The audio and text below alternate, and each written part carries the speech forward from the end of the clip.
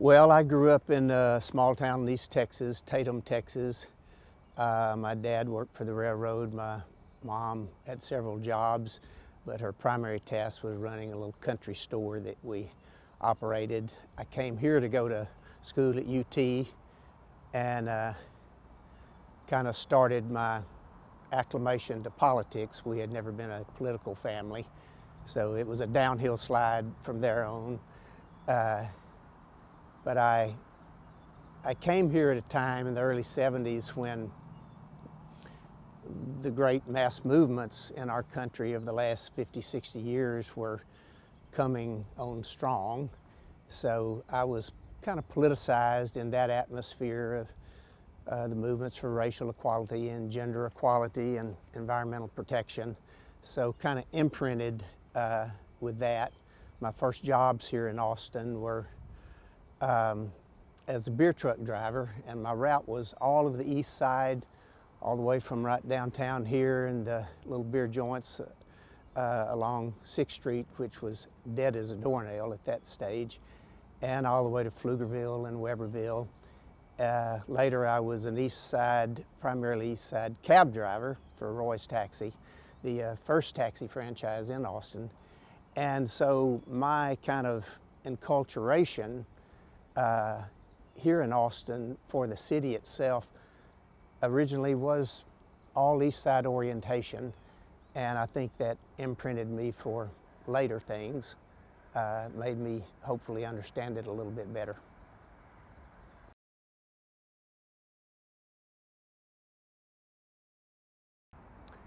Well, I ran for office in 1984, and through a curious set of things and troubles that I was dealing with, undertook several corporate prosecutions, which wasn't done very much back in those years, still not really. But I had undertaken some enforcement actions on homicides that occurred in the workplace. And back in the day, I had been president of my little labor union at UT, so another part of my evil hippie past.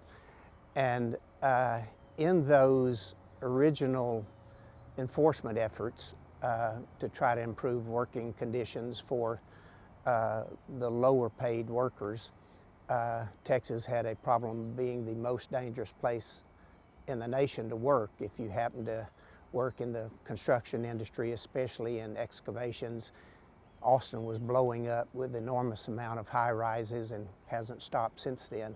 All of those big buildings start by digging huge holes in the ground. So the more construction activity you have, especially commercial activity, the more dangerous jobs you have for the people who have to dig those holes. And we just had a horrific record in mass amounts of death for the people who did those jobs. So I undertook some enforcement that was corporate enforcement against the companies that did that and wouldn't protect the workers. That went to the Texas legislature, and I helped rewrite the laws there and testified at the legislature and in Congress. And so that sort of corporate accountability while I was in office was a pervasive theme for me in the years that I was in a law enforcement job here.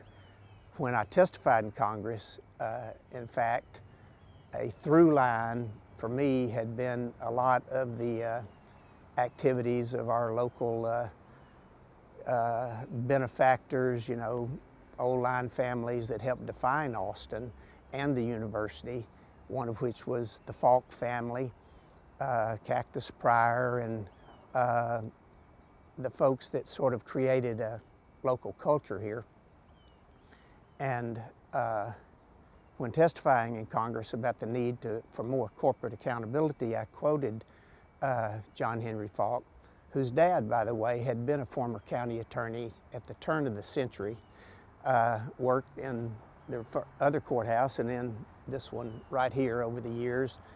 And John Henry had said the problem with accountability for corporations is, unlike humans, they are fictitious people, and they don't have a heart to feel or a butt to kick. So arguing principle is not always successful, and you can't incarcerate a corporate person.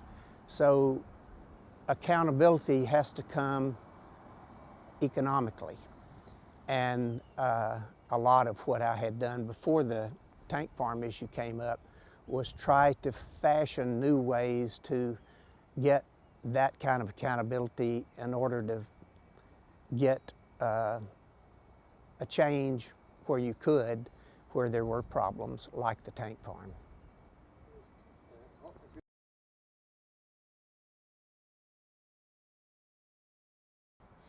Well, it's kind of complicated, but I don't think I was the only one that came to the fight. I might have been the first, but we had a few secret weapons that came on board later. We had a very supportive commissioner's court. Judge Aylshire and the commissioners at the time were willing to take a risk and fund some of the investigations that I needed to do in order to have a credible threat potential against the oil companies. You don't fight 6 of the biggest corporations in the world if you can't put together expert testimony.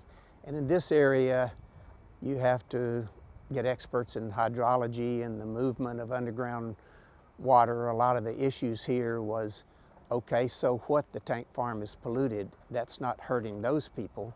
How do you prove that their health conditions or their well water that's tainted or the air around them is actually coming from that specific spot? And to do that, you need experts, and they cost money. So I had a cooperative commissioner's court to help with that. And I think the legislature was not very helpful. I would say they were hostile. But when you have to go into the places where in Texas, oil companies, I mean, they call the tune at the legislature. And that was evident that we couldn't find much help that direction. The city was kind of in between, and I think a lot of that was they had been told that it was a fool's errand and we could not succeed. So why be part of a fight that can't succeed? But the other secret weapon was the community itself. And, you know, my old East Austin, I guess, experience and knowledge over there, my instincts were to go straight to the community groups over there that frankly had informed the community of the problem to begin with, but it seemed too big a problem to be able to solve. There was window dressing. There were full-page ads that the oil company was run about how they had solved the problem. Everything's great. They were going to remediate the site. They were going to clean it up. Not a word about what would happen to the neighborhoods. But Poder and the other activists over there had started to try to get some attention to it. And I had actually started an investigation to see what we could prove weeks, if not a couple of months, before it became known that I was doing that. And you know, it was just one of those things. Once we got into the facts of the pollution, it was obvious that something needed to be done. That site would never have been sited in West Austin to begin with. And if there was pollution threatening the families of white West Austin, it wouldn't have been tolerated. So, I mean, part of why we took action is because it didn't seem like anyone else would or could. And it was one of those things where it was uncertain to me too if we could really get the goal that we sought, which was actually close it down and move it and not have that kind of facility in the neighborhood, period, in the future. That was sort of crazy talk at the time. But you know, there was another, to me, important aspect of it, and positive aspect of it was not so much the government as the community purpose, common purpose, and whether or not there would be a common purpose with other environmental groups that had set about in the years before that, taking off over Austin politics based on a united front to try to save the water quality of Barton Springs and our drinking water. And that was a dominant political fight, but it was all West Austin and to the west of Austin. And the question would they use their political capital to partner with the East Austin community groups that were trying to do the same thing, a little bit different aquifer, a little bit different groundwater, but would they or not? In my view, they passed that test, just on principle. You know, they were not the assumption that that would be a hard sell, I think turned out to be not true. It was hard sell some places, but not with the other environmentalists.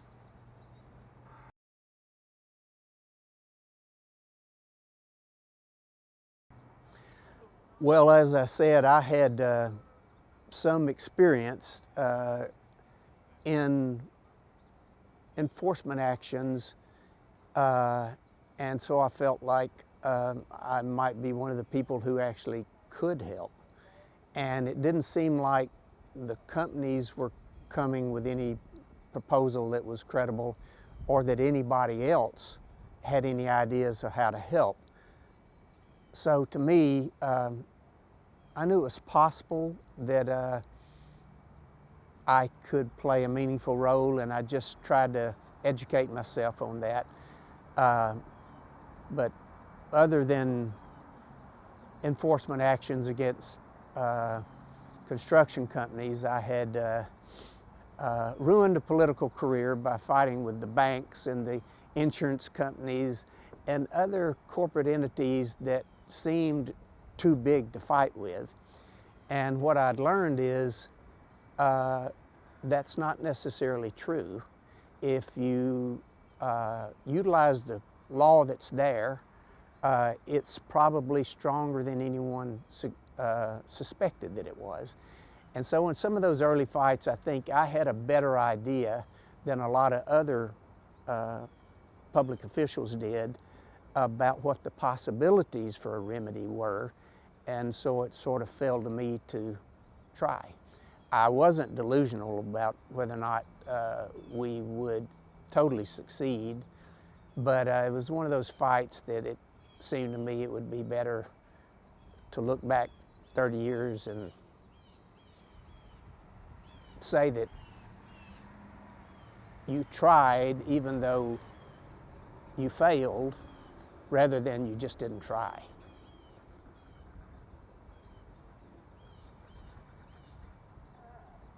But it all started also because, you know, I think a couple of East Side community activists had realized that there was a permit that had been put out for the actual expansion of one of the facilities for one of the oil companies there.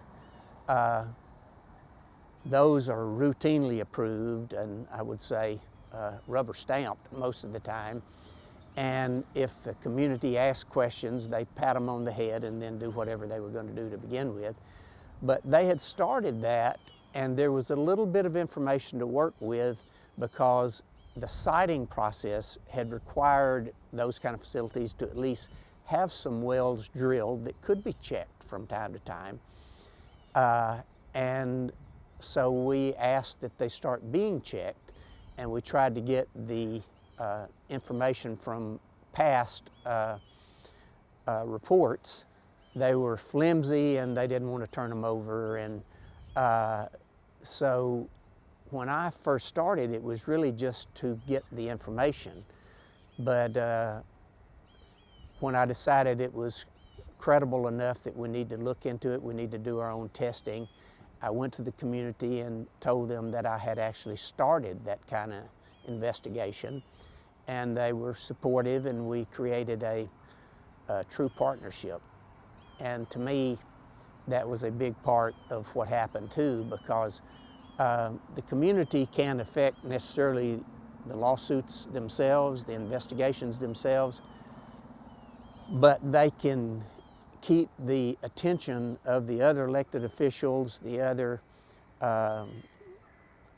governments, so that the problem won't be ignored and you won't be sidetracked by attacks from a flank where, you know, the oil companies just have a lot of influence, and that neutralized a lot of that influence.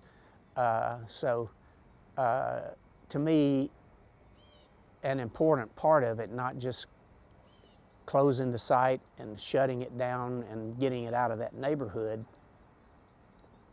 that's a big part of it, but the example, I guess, of common purpose, common cause with other environmental organizations, with the law enforcement itself, with the regulatory agencies.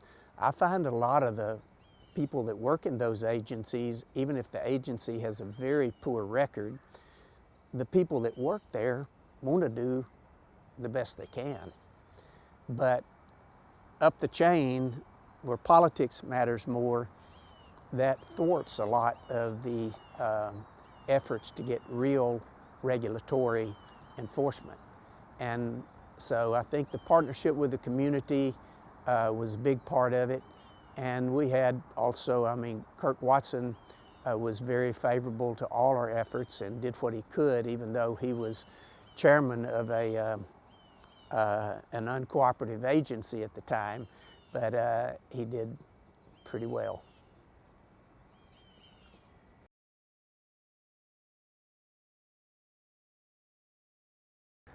Well, there are a number of possibilities, and they all take proof of facts. But the reality is we had a water code, and still do. It's a little weaker now, I think, in some respects, even than it was then, because after this success, I think some folks went about trying to weaken it more. But there are substantial penalties, civil and criminal, if you can prove pollution of the water of Texas. And that includes surface water, groundwater, lakes, rivers, but also groundwater and aquifers. And those are written so that a violation may be $25,000, but it's per day. And they just don't face that very often. And if you think you can put together proof that this has gone on for a long time and without an actual solution would go on into the future, then the other variable is the extent to which they knew that and did it anyway. And when you operate in a vacuum, and they essentially are on the honor system and how they report their own spills, their own poisoning of the groundwater, poisoning of the neighborhood wells. And this was a community that grew up in years prior where wells in East Austin were common. And so those statutes were more viable, I think, than most people would have guessed they were for local prosecutors. And local prosecutors grow up in a world where they're law enforcement. They do rape, robbery, murder, and DWI and bar fights, and that's what they grow up on, that's what they know about. But taking on corporations and environmental fights is not something we were well trained for. And after the feds created the EPA and things, it was sort of just left to them. But it was never abandoned legally as an option for local prosecutors. In my mind, it wasn't. And in our first corporate prosecutions, there was an attempt to stop us by saying local prosecution of criminal activity by corporations in these areas and other areas is preempted because the feds have occupied that field of enforcement. That's a misunderstanding of the law, in my opinion, in that you can't do anything that subverts or goes against the federal enforcement, but as long as what you're doing is in furtherance of it and has the same purpose, then local prosecutors are free to act. If you're, it's just like any other crime. Most of what makes a conduct a crime is your intention. What were you thinking when you did those things? When you let the pollution happen and covered it up and lied about it? The further down the road you get to that bad intention, the more likely you could have a criminal case. And criminal cases can be made on the harm to property, not just harm to persons, and that's a little easier to prove. So if you have a hydrologist that says this is a very polluted site, and right over the fence, guess what? It's the same water under the ground, and I can prove the hydrology is that this tainted water moves over there into the neighborhoods and ruins their water and seeps up to the top and connects with groundwater, and a kid playing in the backyard is a risk. So the more pervasive the bad intention is, the more likely you could get a grand jury indictment. And frankly, on the eve of that possibility is where the most reluctant companies in the group came to agreements to close the facility, not ever let it be used for that kind of storage again, not lease it or sell it to anybody that could use it for that purpose, and move to a more appropriate place out of such close proximity to residences. I will say that sort of hard-nosed goal and approach was not one-dimensional. I spent a lot of time begging them to do it too, offering every type of inducement I could think that the community and the local governments could support as cheaply as possible, and to brag on them when they could consider doing it, and to kind of eventually build up a partnership with them too, to convince them that there's a better place for that kind of facility.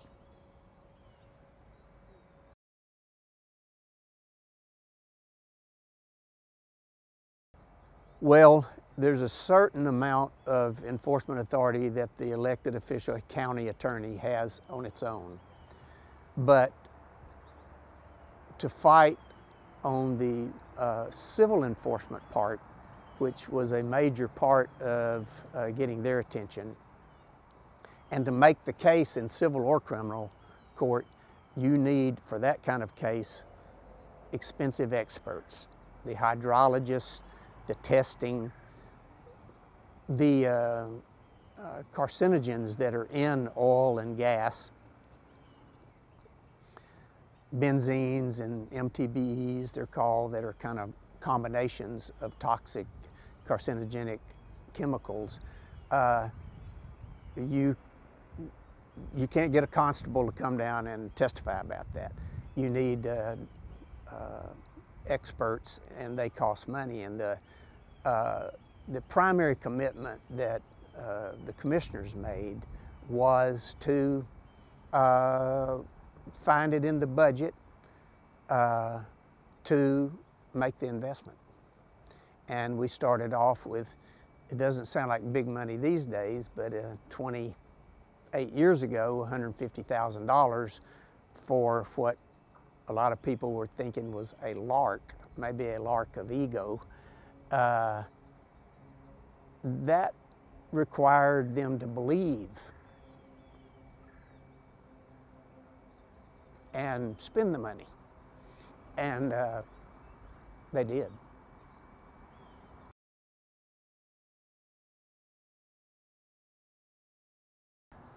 Well, part of the effort was to find out what had already been done and is hidden in the bowels of the regulatory agencies that nobody sees.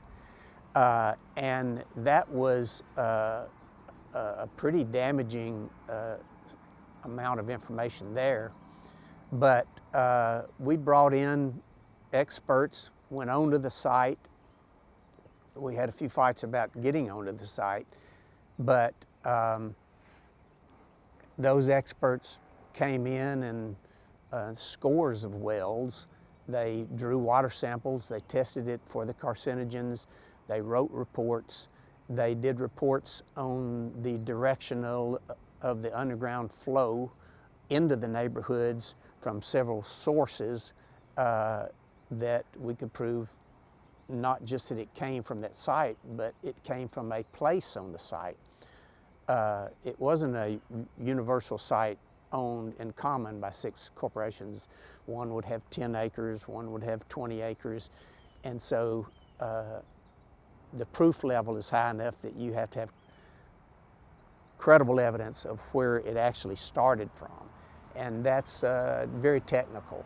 So we hired the experts, hydrologists, and the like, and the lab work itself for that sort of thing is expensive. And you know, we wanted to actually go on the site and investigate and look at it, eyeball it. And I had sent them a letter to start the whole thing to tell them that I would like to invoke our right to come on and inspect the property. And they reluctantly agreed to that, but when I showed up with some of the community environmental activists and community leaders, I don't mean, you know, 1,000, but 3 or 4, they actually wouldn't allow them to walk on the property. And these are people that live just on the other side of the fence. And so they said I could come in, but they couldn't come in. So that's the first little kind of test. And I refused to go in unless they were allowed to come in too. And we went back and started preparing subpoenas and enforcement actions, and then they agreed. And so we all went on and began to just learn more about it.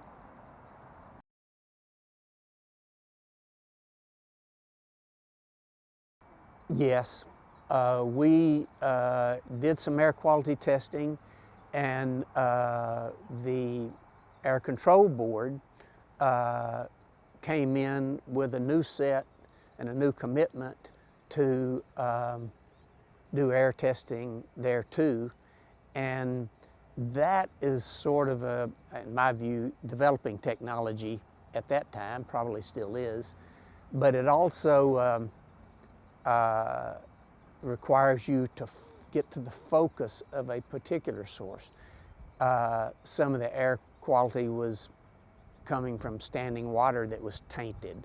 Some was coming from just this massive trucking in and out and these huge transfer of the material in ways that exposed it all to the open air, and the trucks coming in all day long, every day, in and out, with those fumes billowing up from that one little location, you know, over time, and depending on wind direction and all those things, that affects neighborhoods too, especially when you're just jam up against them.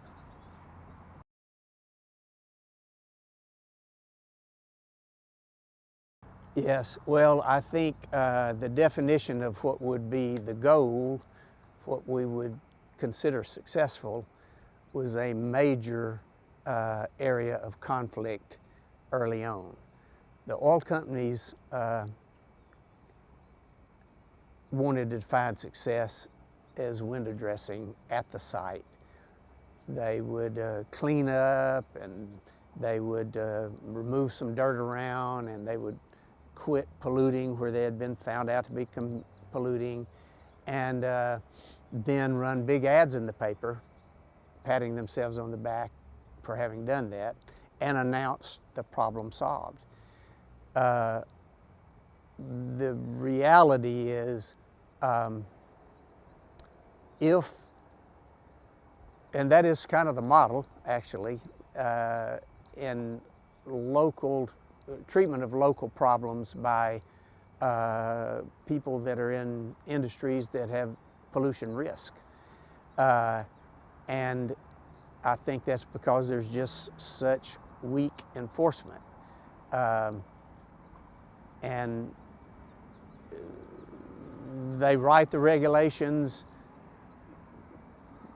they are in an atmosphere where it's very forgiving if they get caught violating pretty weak regulations to begin with. So they're not used to doing anything other than a limited resolution and then move on down the road and announce it okay. But it was pretty clear to me, if you're dealing with something, whether it's, you know, our history was I-35 comes down the middle of town. The white people lived over here and minorities lived over there. And guess what? The town dump was on the east side. These kind of industrial facilities, the airport itself, both airports, there was a nationwide, probably a worldwide habit of finding the cheaper land and finding the areas that had less political organization to hold you accountable on those siting decisions. So that's water under the bridge, and now we're dealing in the second and third generation of how to fix the problems that are inevitably to those kind of facilities. Some of our enforcement had involved pipelines. They wanted to build a heated oil pipeline down the middle of our aquifer, and we fought that. And one thing you learn is holding facilities, whether it's a pipeline or a big metal tank, they not only might leak, they not only probably will leak, they are certain to leak. The technology is primitive, and over time, they are going to leak. And so really, common sense to me would say, if you're in proximity to a neighborhood, the only real solution, it probably shouldn't have been there to begin with, so we need to get rid of it. We need to shut it down, solve as much and rehabilitate the site as much, help find them a better place, but require that they move out of such close proximity to neighborhoods.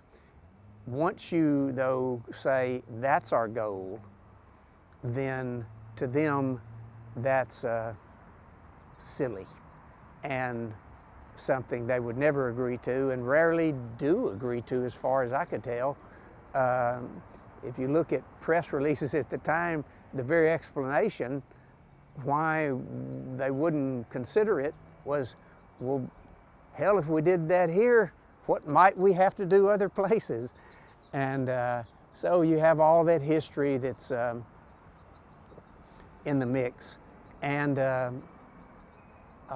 you have to have a way to impress their bottom line, as John Henry would have said, kick their butt. And in the place that it matters, which is the pocketbook, they're just not, you know, corporations are not, generally speaking, run by evil people, but they're organized on a profit motive, and in some ways they're constrained, even if they thought they could or should do something else, to their own boards of directors and their own shareholders, to look at the bottom line almost exclusively. They will look at PR issues if the PR affects the bottom line. But, you know, I think what made it a more meaningful fight was that we set a goal that would be a meaningful solution.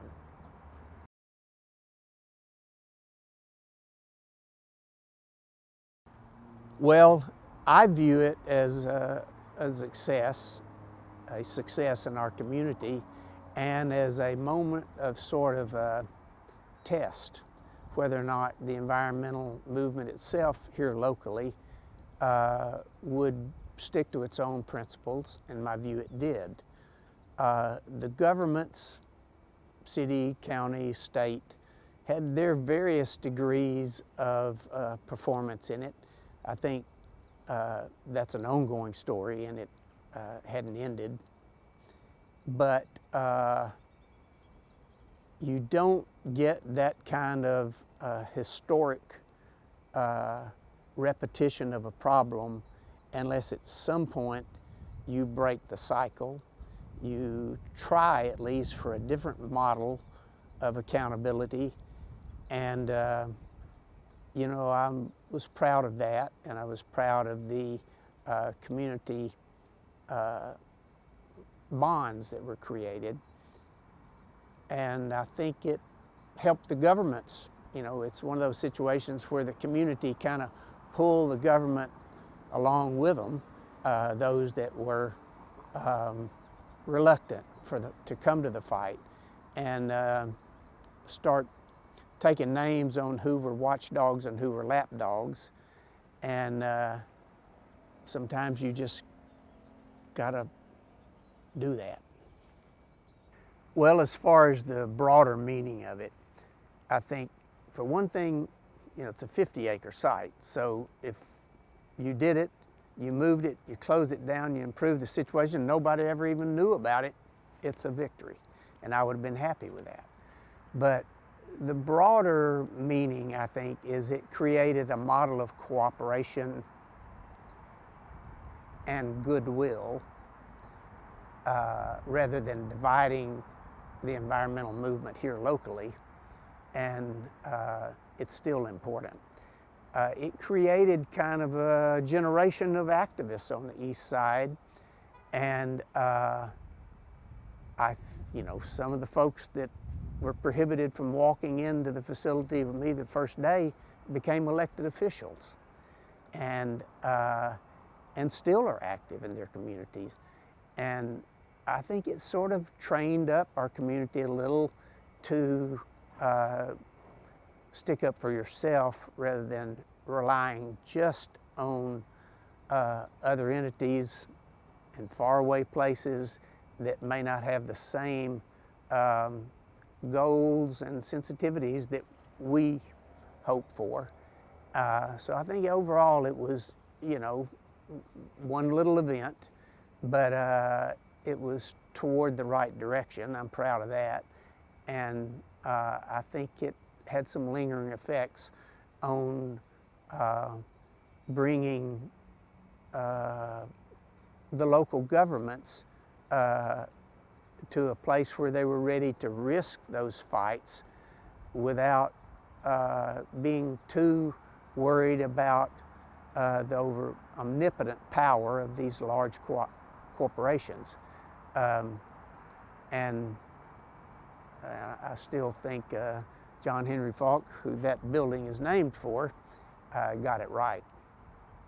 You have to fight when it's necessary, and you have to create threat potentials for those entities that matter to them. How did it affect your career? Well, I've had a wonderful career, and I was so lucky to have been county attorney and stayed in the job. It's the best job I ever had. And I would say if I were advising young elected officials, I'm not sure you should necessarily, reality would say, starting off fighting with banks, insurance companies, construction companies, oil companies in Texas. It probably will pose a few problems with it. That same year, that was 1992, and I was nominated for a federal position by President Clinton, maybe in part because of those corporate prosecutions, I think. And I have the honor or shame, depending on how you look at it, to be I believe, the only nominee for a federal position for U.S. Attorney in that cycle, supported by Ann Richards and that cabal that was never approved, deemed to be too antagonistic to the oil companies and to those other business interests, which is humorous to me. I mean, I grew up in East Texas. We had nothing but pine trees as an industry until oil was discovered very near where I grew up. We didn't have much land, but we got an oil well drilled on our little farm. Well, we didn't have enough land involved to make big money, but we got my grandparents got a house out of it, a brick house. And then the royalties fell off and everything. But, you know, we played on the oil derrick, and we were damn happy to have the resources for that whole area that helped us improve the schools and built this university. And you know, it's not all good or all evil. So I never wanted to hate on the oil companies. We've learned a whole lot more about the risk of such dominance of burning that much fossil fuels. And so I think we have to take the good with the bad, and we have to be mindful about how to wean yourself off of it when you need to and hold them accountable in the process. And so it's not all good or all bad, but they're not going to protect the environment unless it's just too damn expensive not to.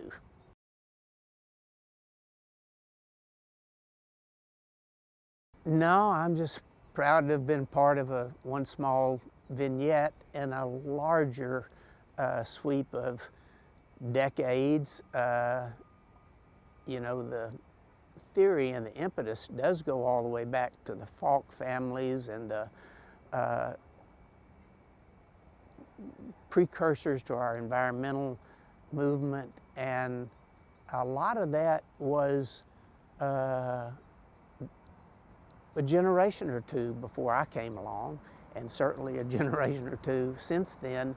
And just to say, stay involved, it matters.